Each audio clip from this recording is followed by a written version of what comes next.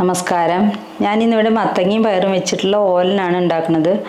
അപ്പോൾ നമുക്കത് എങ്ങനെയാണ് ഉണ്ടാക്കുന്നത് നോക്കാം. അപ്പോൾ നമ്മളൊരു കുക്കർ അടുപ്പത്ത് വെച്ചിട്ടുണ്ട്. അതിലേക്ക് ഞാൻ 1/2 ഗ്ലാസ് പയർ കുതിർത്തി വെച്ചതാണ് കേട്ടോ. ഒരു 3-4 മണിക്കൂറോളം ഞാൻ കുതിർത്തി വെച്ചിട്ടുണ്ട്. അത് ഞാൻ ഇതിലേക്ക് ഇട്ട് കൊടുക്കുകയാണ്. ഇനി നമ്മൾ അതിലേക്ക് പാകത്തിന് വെള്ളം ഒഴിച്ച് കൊടുക്കാം. ഇനി ഞാൻ ഉപ്പൊന്നും ഇട്ട് കൊടുക്കണില്ല. അപ്പോൾ ഇനി ഇത് വെന്തതിന് ശേഷം ഞാൻ ഉപ്പിട്ട് കൊടുക്കുള്ളൂ കേട്ടോ. അപ്പോൾ നമ്മൾ വേവിക്കാൻ വെച്ച പയറൊക്കെ നന്നായി വെന്ത് വന്നിട്ടുണ്ട്. നന്നായി വെന്ത് ഉടയൊന്നും വേണ്ട, അങ്ങനെ ആയാൽ മതി കേട്ടോ. നമ്മൾക്ക് ഇതിലേക്ക് അതേ ഗ്ലാസ്സിന് തന്നെ ഒരു 2.25 ഗ്ലാസ് ഉണ്ടാവും മത്തങ്ങ കേട്ടോ. മത്തങ്ങ ഇത് സ്ലൈസായിട്ട് ഇതുപോലെ നുറുക്കിയതാണ്. അത് ഞാൻ ഇതിലേക്ക് ഇട്ട് കൊടുക്കുകയാണ് കേട്ടോ.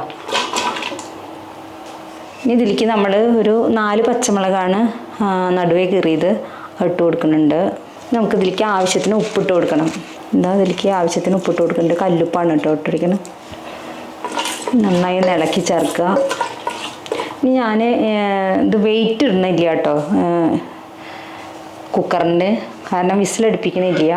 പകരം ഞാൻ ആ വെയിറ്റ് ഊരിയിട്ടാണ് ഇത് ഇട്ട് കൊടുക്കണത് കേട്ടോ.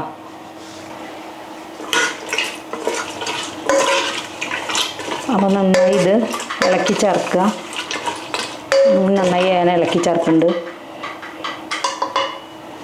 ഇനി ഞാനിതൊന്ന് വേവിച്ച് വരട്ടെ കേട്ടോ. ഞാൻ വെയിറ്റ് ഇടാതെയാണ് വെറുതെ ആയിട്ടോ അടയ്ക്കണത്. അപ്പോൾ ഞാനിതൊന്ന് വേവിച്ച് വരട്ടെ. അപ്പോൾ മത്തങ്ങയൊക്കെ നന്നായി വെന്ത് വന്നിട്ടുണ്ട് കേട്ടോ. അപ്പോൾ മത്തങ്ങയും പയറൊക്കെ ക്ലിയറായി. ഇനി നമുക്ക് ഇതിലേക്ക് ഇടാനുള്ളത് കറിവേപ്പിലിട്ട് കൊടുക്കണം. കറിവേപ്പിലിട്ട് കൊടുക്കാം. പിന്നെ പച്ച വെളിച്ചെണ്ണയാണ് കേട്ടോ, അത് നമ്മളിതിലേക്ക് ഒഴിച്ച് കൊടുക്കുന്നുണ്ട്. അപ്പോൾ നമ്മുടെ വളരെ ടേസ്റ്റി ആയിട്ടുള്ള മത്തങ്ങയും പയറും വെച്ചിട്ടുള്ള ഓലൻ ഇവിടെ ശരിയായിട്ടുണ്ട് കേട്ടോ. ഇനി അത് പാത്രത്തിലേക്ക് മാറ്റട്ടെ. അപ്പോൾ നമ്മുടെ മത്തങ്ങയും പയറും കൂടിയുള്ള ഓലൻ ഇവിടെ ശരിയായിട്ടുണ്ട്.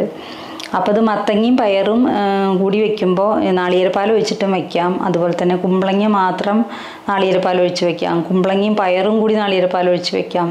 മത്തങ്ങ വെറുതെ വയ്ക്കാം. അങ്ങനെ ഓലം പല വിധമാണ് കേട്ടോ. കുമ്പളങ്ങ ഞാൻ നാളികേരപ്പാൽ ഒഴിച്ചത് ഞാൻ വീഡിയോ ഇട്ടിട്ടുണ്ട്.